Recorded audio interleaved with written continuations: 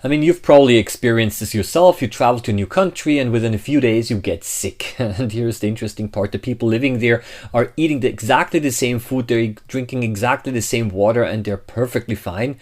And now, why does the local food cause such a strong reaction in a traveler, but not in a local person? Well, and to understand this, we need to look at how our internal bacteria interact with our immune system. So hi, hello and welcome again, Microbehunter here, I'm Oliver, and in this channel we explore how microorganisms influence our everyday lives. And today I want to explain and explore the biology behind the so-called traveler's diarrhea. While we often blame things like spicy food and as the real cause is usually a significant change in the type of bacteria that are entering our digestive system. Because inside your gut, in the digestive system, you have trillions of bacteria that make up our microbiome, and throughout our life the immune system has become accustomed to these specific microorganisms. It has learned how to tolerate them, but when you travel to different parts of the world, you're exposed to different strains and different types of bacteria. And even these bacteria aren't technically pathogens. They don't necessarily cause diseases in everyone. They are unfamiliar to our body, and therefore our body might respond. Because our immune system hasn't encountered these specific bacteria before, it can react as if it's a threat. So this often triggers a defensive response where the body tries to expel the contents of the intestines as quickly as possible, and so this flushing is that what leads to the symptoms that we associate with the travel sickness.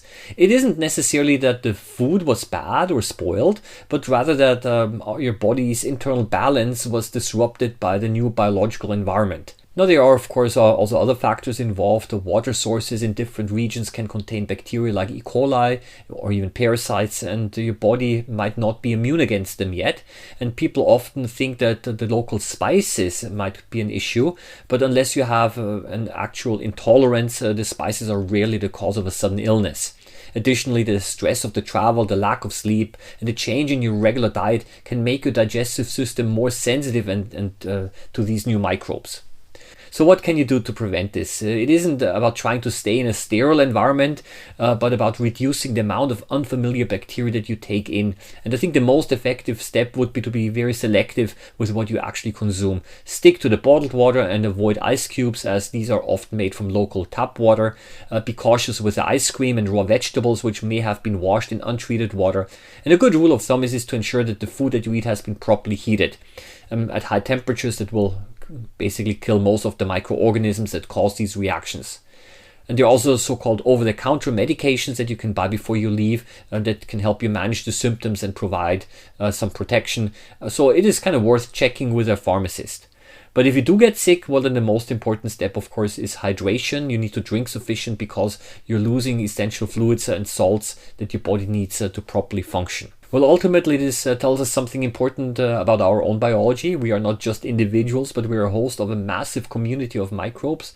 Our health is closely tied to the specific microbial environment that we live in every day. And when we move to a new part of the world, our body has to adapt to a completely different set of microorganisms. And that adaptation process can be, of course, difficult. And of course, we have to be aware that, well, the hygienic situation is not everywhere the same in the world. There are indeed countries out there where the water is not properly treated and does contain microorganisms that can make you sick. And for this reason, properly boiling the water and taking other precautions is very important. Well, understanding these microscopic shifts helps us better to prepare for the world around us.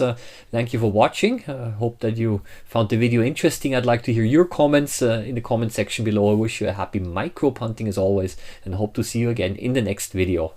Bye bye.